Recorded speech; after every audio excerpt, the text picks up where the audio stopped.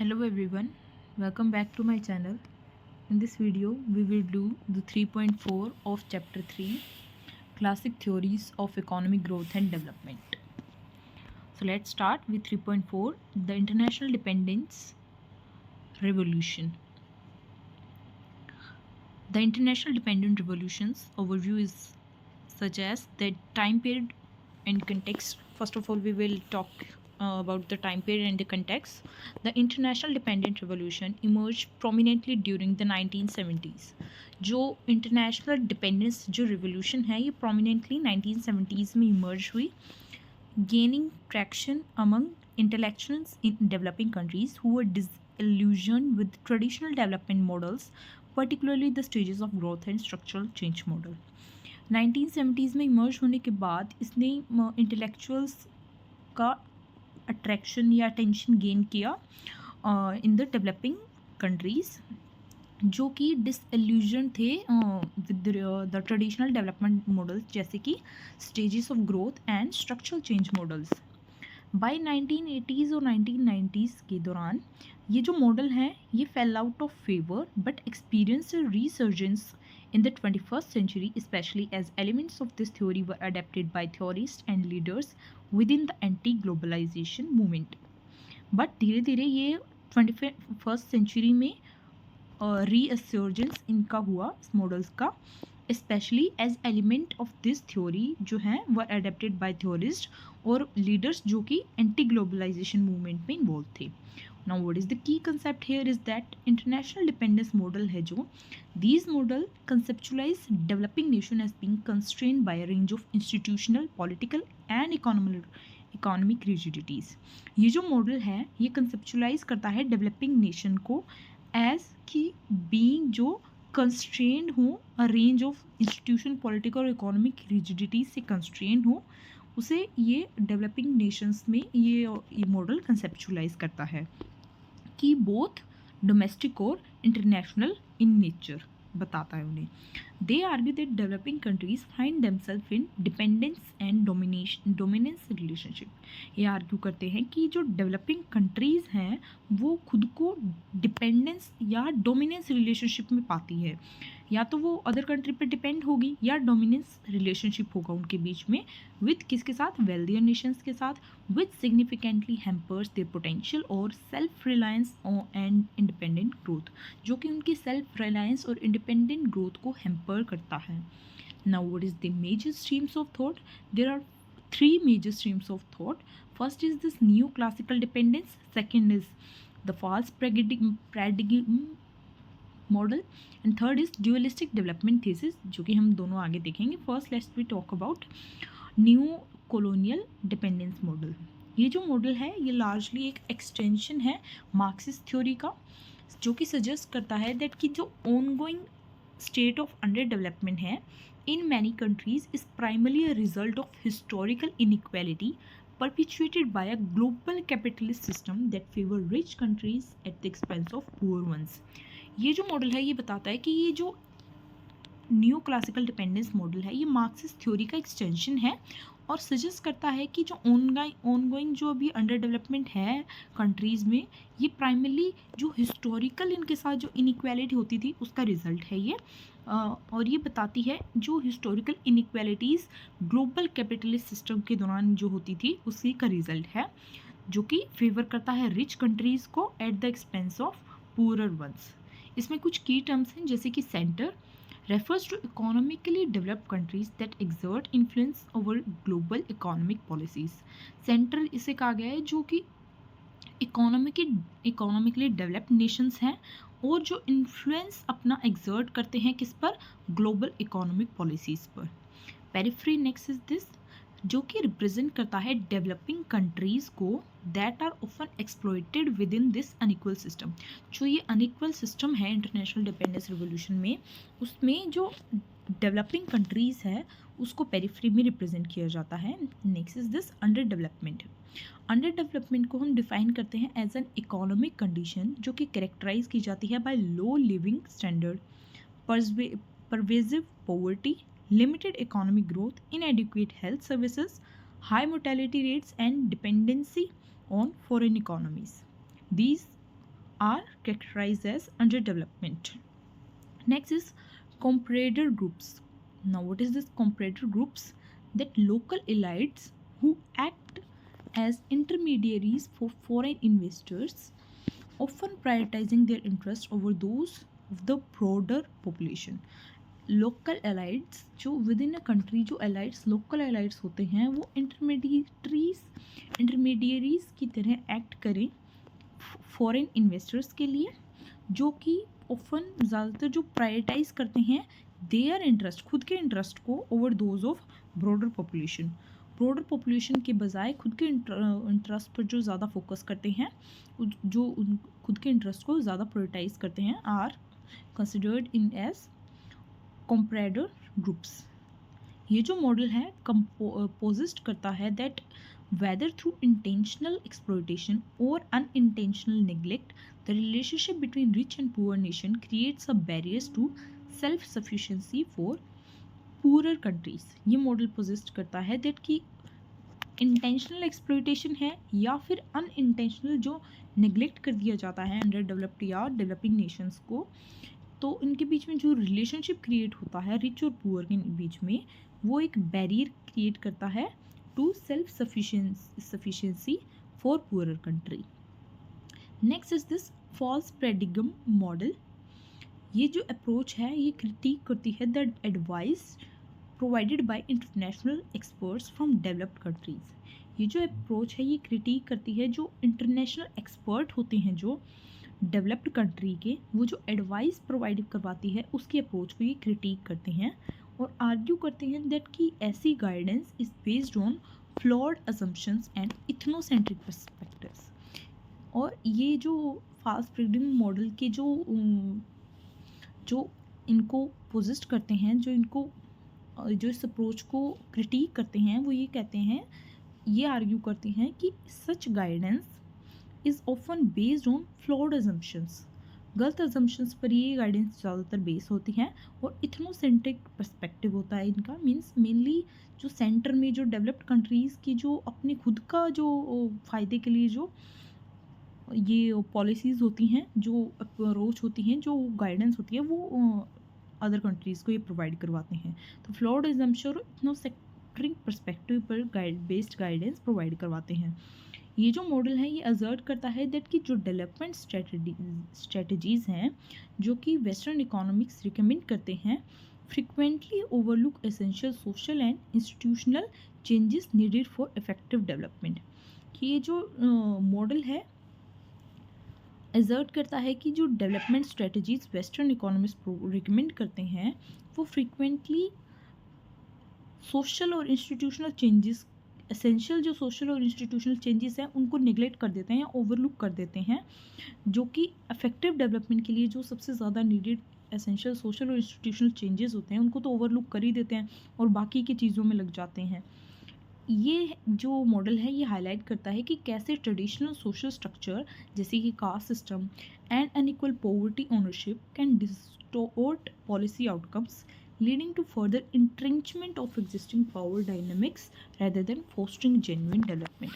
ये जो मॉडल है ये हाईलाइट करता है कि जैसे ट्रेडिशनल सोशल स्ट्रक्चर थे जैसे कि caste system, unequal poverty, ownership, ये डिस्टॉर्ट करता है पॉलिसी आउटकम को और एक further entrenchment of existing power dynamics को दिखाता है rather than fostering genuine development.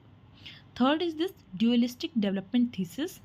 ये जो थीसिस है ये एम्फेसाइज करता है existence of stark contrast between rich and poor within both nations and globally.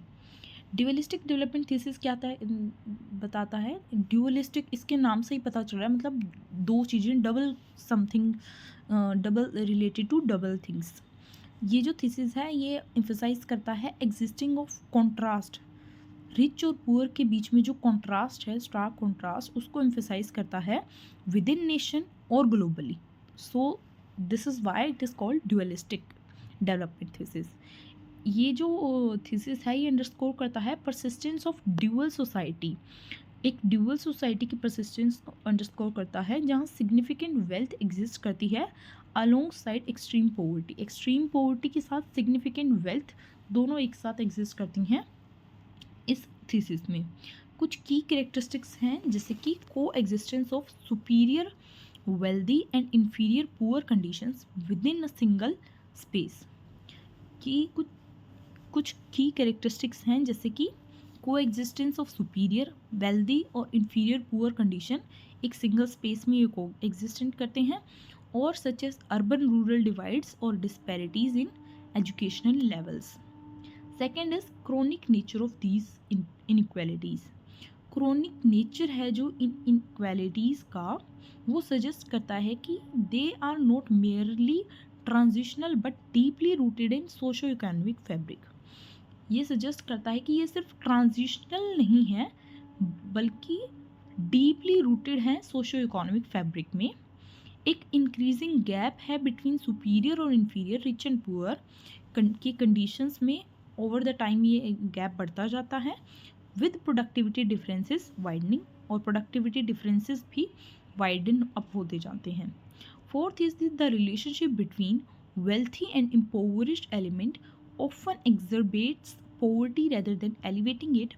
जो रिलेशनशिप है वेल्दी और impoverished एलिमेंट में, ये पोवर्टी को एग्जरबेट बढ़ाता है जाता है rather than कि इसे ख़त्म करे।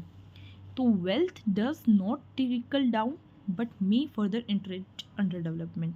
सो वेल्थ जो है वो अंडर डेवलपमेंट को ख़त्म करने के बजाय ज़्यादा इंटरेंच कर देती है। सो विद दिस थ्री जो मेजर स्ट्रीम्स ऑफ थॉट थी, new colonial dependence model, false paradigm model and dualistic development thesis, वो एंडेड हेयर। और अब देखते हैं हम conclusions and implications. Proponents of the new colonial dependence, false paradigm and dualistic models collectively reject the exclusive focus on traditional neoclassical economic theories that prioritize GDP growth as an indicator of development। जो new colonial dependence और बाकी दो जो models का जो proponent हैं, ये collectively reject करता है exclusive focus on traditional new classical economic theories पर।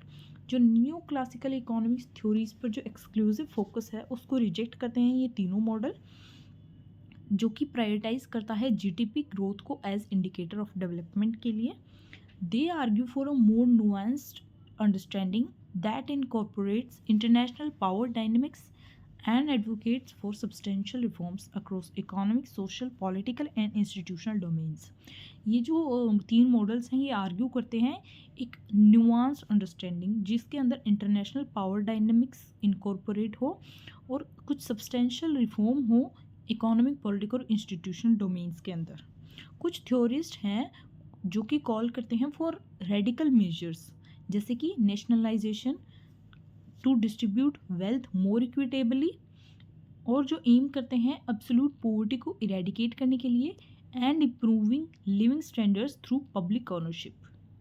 Next is this weakness of dependence theories।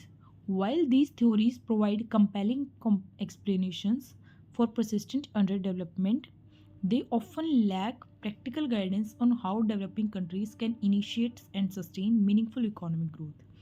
कुछ वीकनेस है इंडिपेंडेंस थीसिस की कि ये जो थ्योरीज हैं वो कंपेलिंग एक्सप्लेनेशन तो प्रोवाइड करवाती हैं अंडर डेवलपमेंट के परसिस्टेंट के लिए, बट ये कुछ प्रैक्टिकल गाइडेंस हैं उसको लैक करती हैं कि कैसे डेवलपिंग कंट्रीज़ को इनिशिएट करना चाहिए और सस्टेन करना चाहिए इकोनॉमिक ग्रोथ के ट्रू मीनिंग को। हिस्टोरिकल एविडेंस जो है वो एविडेंस जो है वो सजेस्ट करते हैं कि ऐसी कंट्रीज़ जो एग्रेसिव नेशनलाइजेशन को परस्यू करती हैं या फिर स्टेट कंट्रोल प्रोडक्शन को परस्यू करती हैं, वो ऑफन ज़्यादातर वो एक्सपीरियंस करती हैं नेगेटिव इकोनॉमिक आउटकम और एक क्वेश्चंस रेज करती हैं about the efficacy of such approaches. कुछ अल्टरनेटिव पर्सपेक्टिव्स के बारे में बताया गया है, जैसे कि द कंसेप्ट ऑफ ऑटार्की और self reliant economy. Autarky mean self reliant economies का जो कंसेप्ट है उसको has been adopted by some large nations जैसे कि चाइना और इंडिया, बट जनरली ये स्टैग्नेशन को लेड करता है। बोथ कंट्रीज़ जो हैं वो eventually shifted towards more open economic policies after experiences limited growth under autarkic strategies. कुछ इसके अल्टरनेटिव पर्सपेक्टिव ये हो सकते हैं, जैसे कि ऑटार्की को कंसेप्ट को अडॉप्ट करना, जैसे कि ऑटार्की मीन्स सेल्फ रिलायंट और इकोनॉमिक्स जो चाइना और इंडिया ने अडॉप्ट की, बट इवेंचुअली ये ओपन इकोनॉमिक पॉलिसीज़ की तरह शिफ्ट हो गए जब इनका लिमिटेड ग्रोथ हुआ इकोनॉमी का। कन्वर्शली कुछ नेशंस जैसे कि ताइवान एंड साउथ कोरिया, जिनका फोकस होता है on export oriented growth strategies, have seen significant economic success, जो कि सजेस्ट करता है that engagement with developed markets can be beneficial if manage correctly. जो कि ताइवान और साउथ कोरिया जैसी कंट्रीज जो हैं वो फोकस करती हैं एक्सपोर्ट ओरिएंटेड ग्रोथ, जो कि एक्सपोर्ट ज़्यादा करने की बाद जो ग्रोथ होती है उस ग्रोथ पर ज़्यादा फोकस करते हैं, और सिग्निफिकेंट इकोनॉमिक सक्सेस भी उसमें देखने को मिली है। ये क्या सजेस्ट करता है that engagement with developed markets can be beneficial अगर उसे करेक्टली मैनेज किया जाए। Next is this counter revolution. By the early 1980s, a reaction against dependence theories emerged in the form of neoclassical free market counter revolution. 1980s की earlier time period में एक reaction होता है against इन dependence theories के, जो हमने पढ़ी, emerge in the form of new classical free market counter revolution. ये जो पर्सपेक्टिव है ये प्रोमिनेंस गेन करता है वेस्टर्न इकोनॉमिक थॉट में ड्यूरिंग लेट 20th सेंचुरी, जो कि एडवोकेट करता है for market driven solution. Market driven solution के लिए एडवोकेट करता है ताकि development challenges with challenging the assumptions underpinning dependence theories.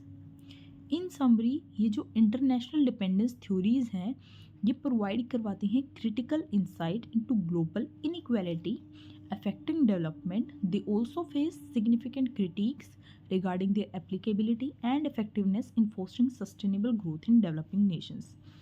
Summary में हम ये कह सकते हैं जो इंटरनेशनल डिपेंडेंस थ्योरीज हैं वो क्रिटिकल इंसाइट प्रोवाइड करवाती हैं ग्लोबल इनइक्वालिटीज़ के अंदर, जो कि डेवलपमेंट को अफेक्ट करता है, और दे ऑल्सो कुछ क्रिटिक्स को सिग्निफिकेंट क्रिटिक्स को फेस करते हैं रिगार्डिंग खुद की उनकी एप्लीकेबिलिटी और इफेक्टिवनेस के बारे में in fostering sustainable growth in developing nations. So with this 3.4 ended here. 3.5 and 3.6 we will do in our next videos.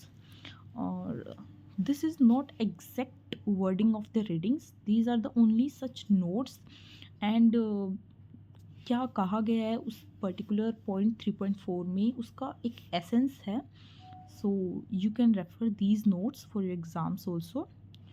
Thank you for watching my video. If you like, please if you understand anything from my video, please like, share and subscribe.